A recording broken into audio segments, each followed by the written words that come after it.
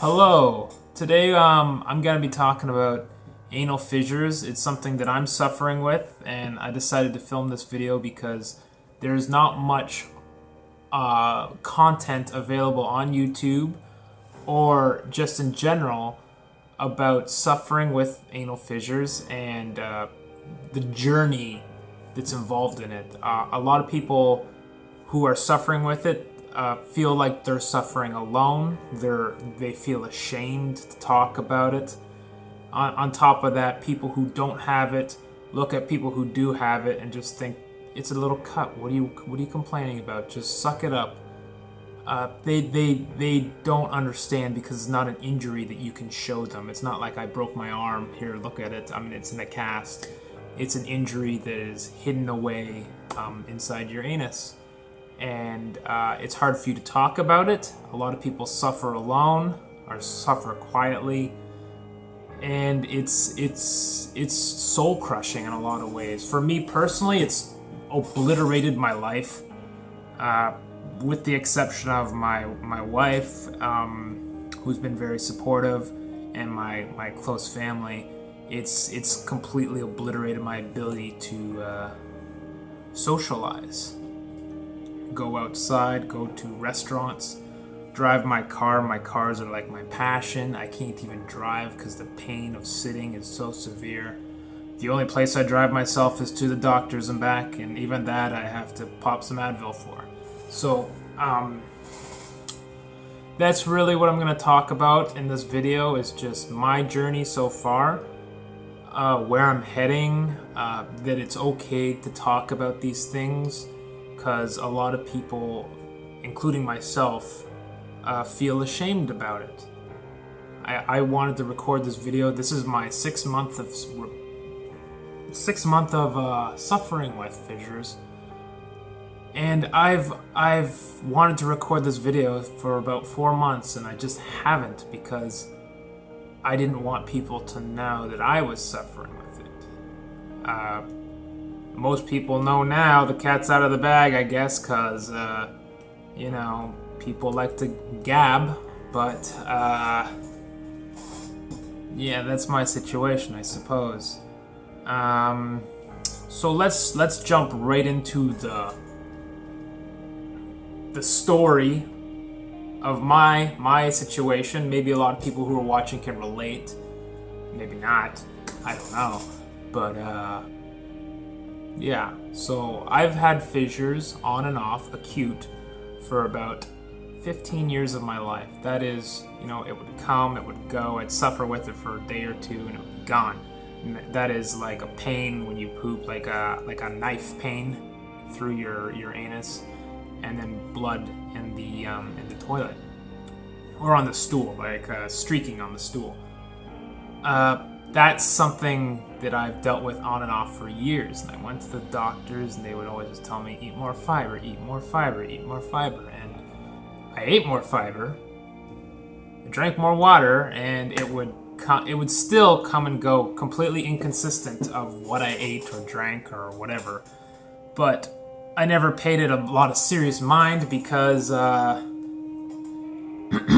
it would go away, it would heal, and it would not come back for another 3 months or so, where I had another bloody movement.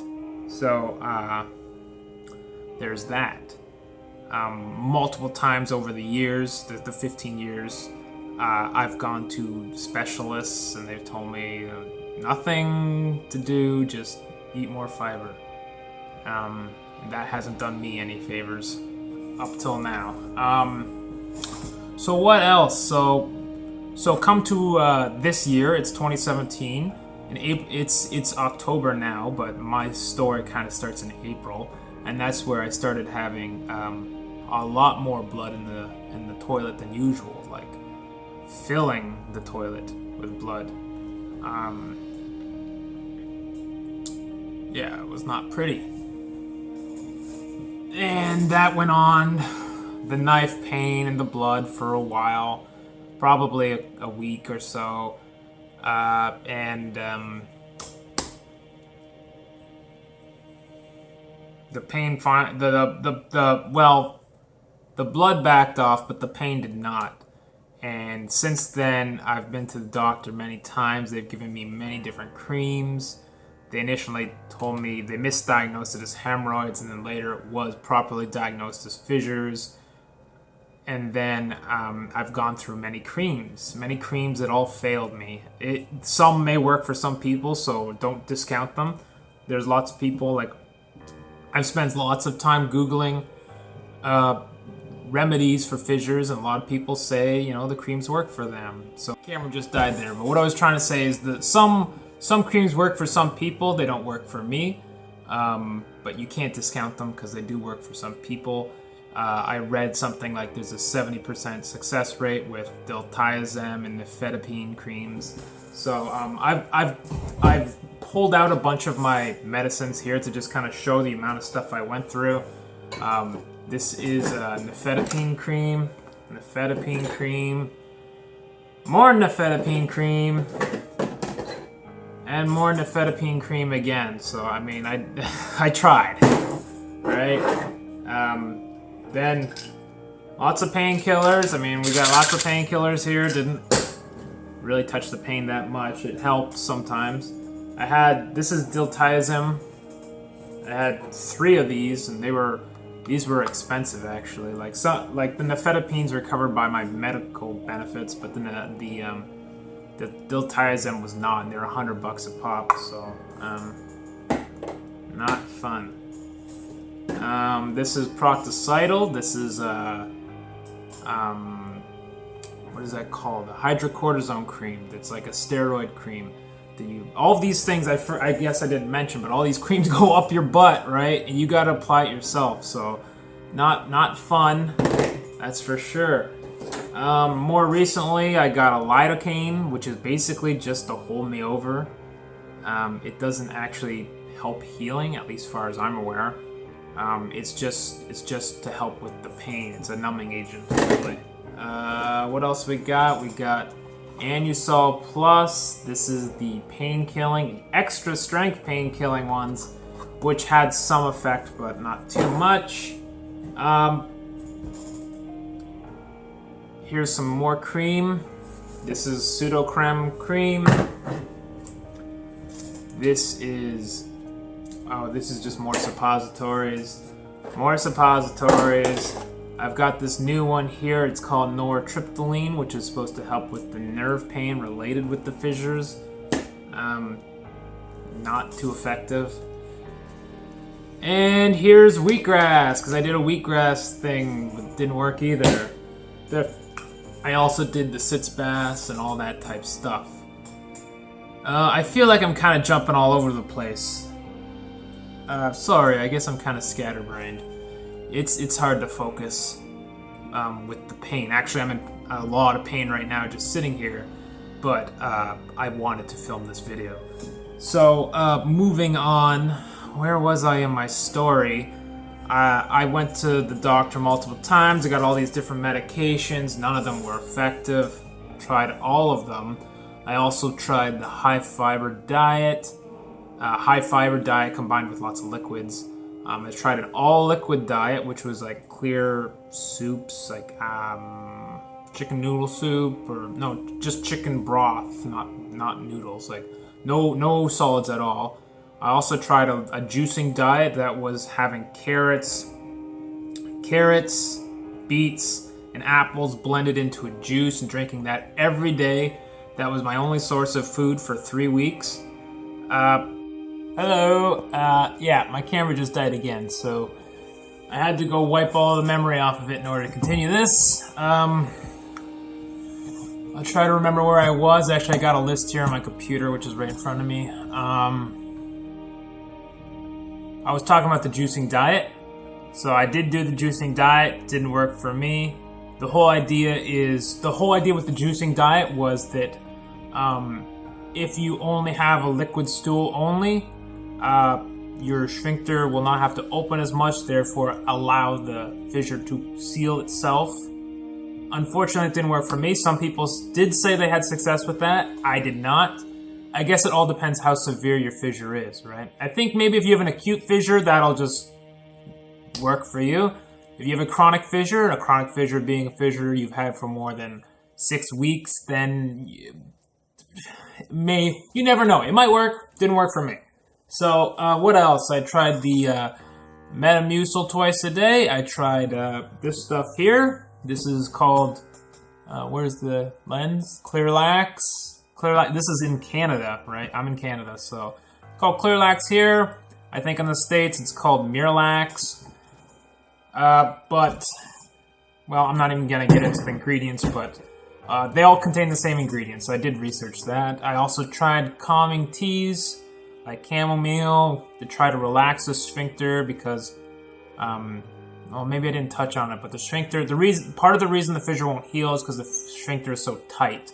So a lot of these creams are meant to relax the sphincter to reduce they call it the internal resting pressure of the rectum, or the anus, to reduce that pressure to allow the fissure to heal.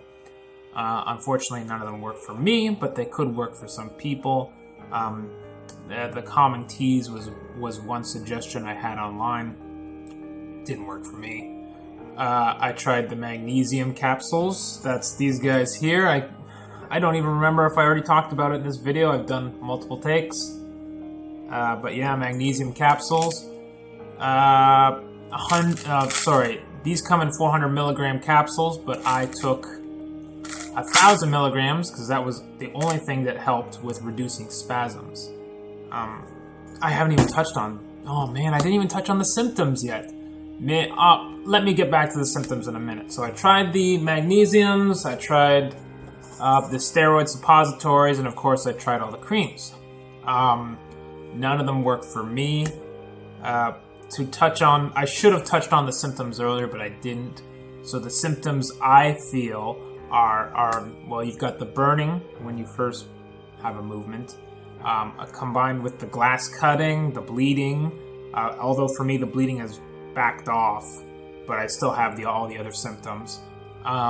Pain that lingers, right? That's when you know the fissure is more likely to be chronic, as the pain lingers all day. Like I'm talking, you have a movement at 8 a.m. and 8 p.m. you're still feeling the pain of that movement.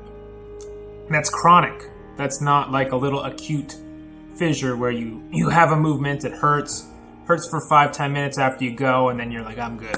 I had that in the past. That's not what I have now. Sometimes feeling the pressure, you have to go when you actually don't. Now, spasms is another one I have, which is, it kind of blew my mind. The first time I started having spasms, I was like, what the hell is happening? It's like a Charlie horse in your anus. It is the strangest sensation.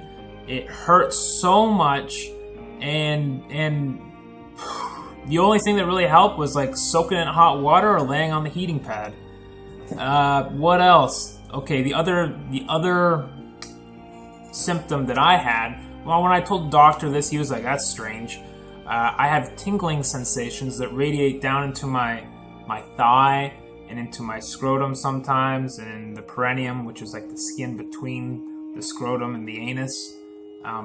Tingling sensations there.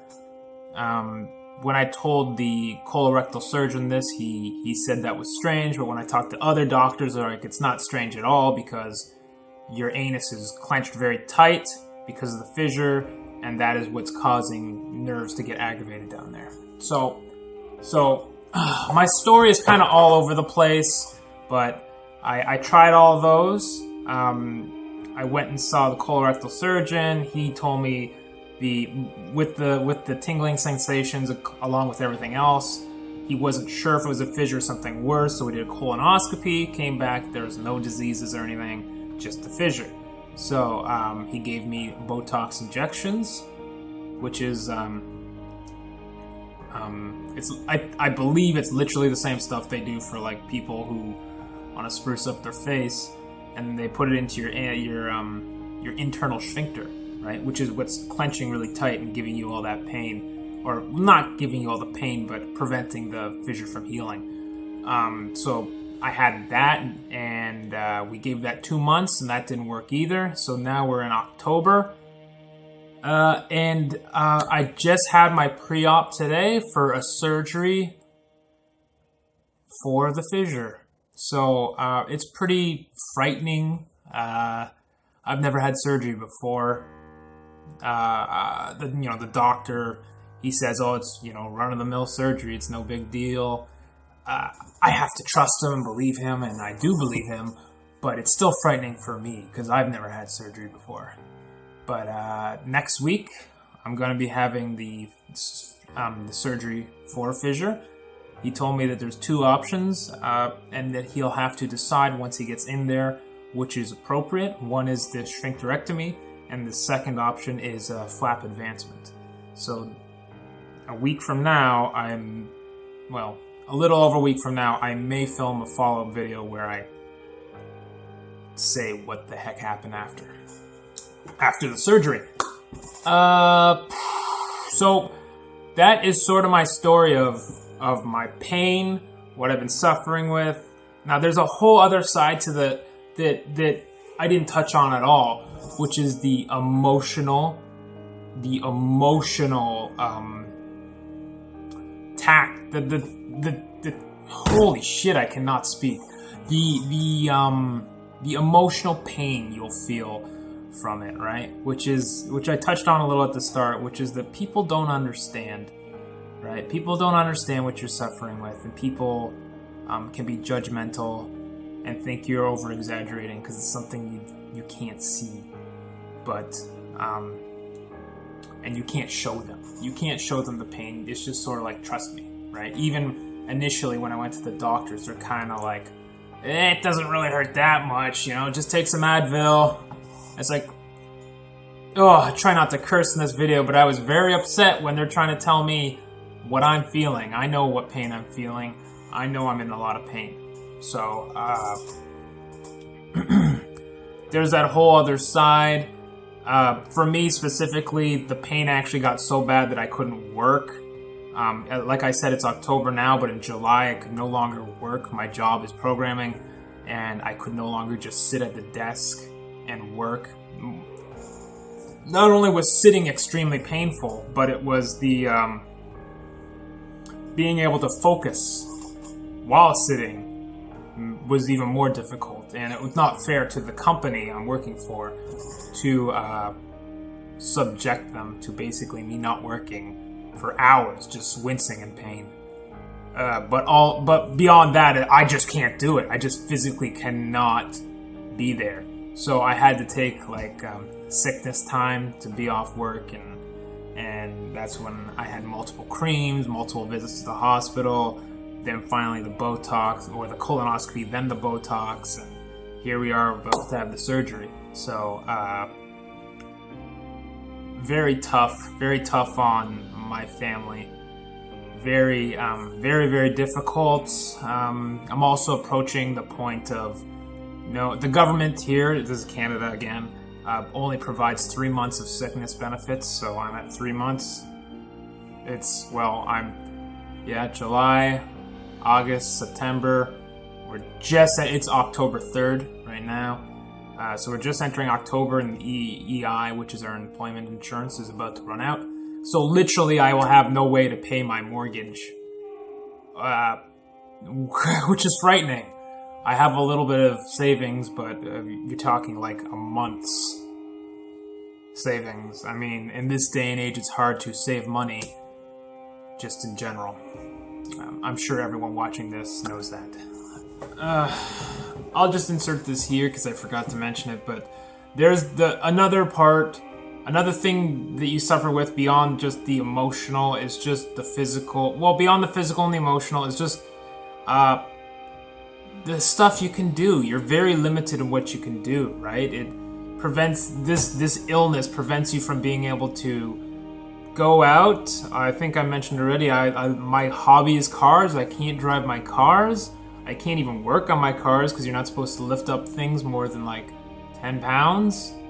I can't even do that. I can barely sit here right now. It's going to be a pain just to edit this video together. Can't even sit and play video games. Can't go for walks. Certainly can't play sports. So you're very limited. You practically are a hermit. My life is basically, if you can see behind me, I lay on that couch every day. That's my entire life. My entire life is laying on the couch in pain with a heating pad and popping Advil. I've gained 25 pounds, which is an insane amount of weight to gain. I feel worse than basically ever because I'm unable to go and do stuff and be physical and athletic, or anything, or do any of your hobbies, or basically do anything that I want to do. So I mean, that's a whole other part that you lose out on suffering with this, right? And I'm sure a lot of people who are watching this resonates with them. I'm sure people who don't have fissures are not even watching this video, but that's something they don't understand, right? They don't get it, and there are people who are sympathetic, but there are also people out there who are not sympathetic, and that's been very difficult for me, dealing with people who are unsympathetic to your illness just because it's not visible, which I think I touched on. Yeah. Anyways, we'll cut back to the main feed here. One more thing I forgot to mention that applies specifically here in Canada, but it may apply elsewhere as well, is in this day and age, you really need to be your own champion. You need to champion yourself the whole way through what you're suffering with, right? Don't suffer at home. Don't suffer silently. Don't be ashamed. Damn it. Definitely do not be ashamed of what you're suffering with. Hang on a sec. Right, so what I was trying to say is definitely you need to champion yourself the whole way along. You need to keep championing yourself with the doctors, with the surgeon, with the receptionist, everyone. You need to champion yourself because no one else will. And the way, at least in Canada, the way our system is set up is that you need to go to a doctor. I know in the States it's completely different, but and here you need to go to a doctor to get a referral to see a specialist. And the wait times are insane. You're talking like months and months and months. Like initially when after the misdiagnosis and then the proper diagnosis and then getting a referral to finally getting the doctor to refer me. He actually referred me to a GI, which was completely useless because the GI can't actually do anything with a fissure other than tell you to drink water and eat fiber or give you more creams, right? You need to see a colorectal surgeon, colorectal surgeons who can help you. I became aware of this, and I had to call and champion myself that you're sending me to the wrong person, you're sending me to a GI, I need to see a colorectal surgeon. And then I got that referral. Then it was like gonna be a 6-month wait to get seen, and I had to call and harass. Well, not like harass in a rude way, but just be persistent that, hey, are you gonna see me? Are you gonna see me? Are you gonna see me? And then because I was persistent, I was able to, well, I didn't bully my way in. I'm not trying to say that. What I'm trying to say is that when an opening came up, because someone canceled, I get bumped in because they know I'm in a lot of pain and that I'm desperate to get in, you know? So I had to champion myself there, and then I had to champion myself to get the colonoscopy as soon as possible because the colonoscopy was holding up the next step, which was the Botox, and I had to champion myself to get in there as soon as possible to get a colonoscopy, because originally they were like, remember I said it's October, originally they were forecasting the colonoscopy to be in October, and then I'd have to do the Botox and then wait another month or two, then have a follow-up with the doctor, then have the surgery. So we're talking like next year before I'd be having the surgery. If I didn't champion myself and be like, not in a rude manner, you don't want to be rude, you're just gonna, if you're rude, you're probably not doing yourself any favors, but just champion yourself and be persistent that I need help now, I don't need help later, in the politest way possible.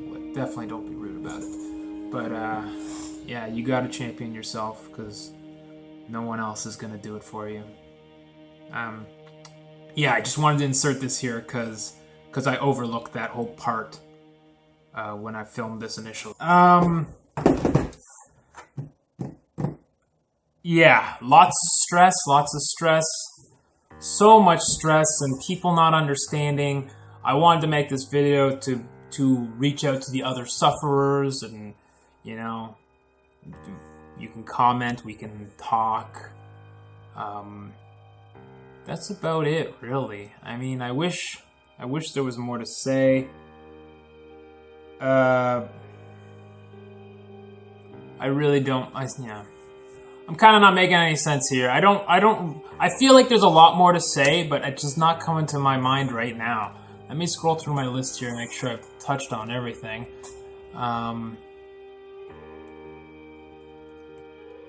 Yeah, nothing really stands out. I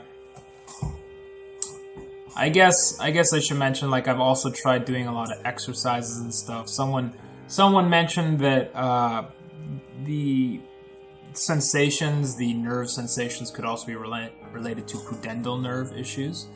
And I've done exercises for that, but that actually just re-aggravates the fissure, so it's not conducive to do those exercises. I do try to walk the block, like my area I live in. I try to walk a couple times a day, but even that's difficult because you get a lot of pain shooting down your leg right from the anus. In my case, if you imagine this is the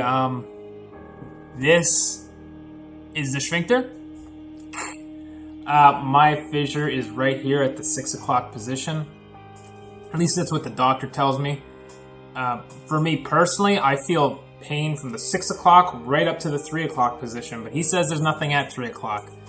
But I feel pain there, which I find strange. He says it's strange as well, but I did talk to another person, a GI, who's different from a colorectal surgeon, but the GI was like, oh, it could just be radiating pain.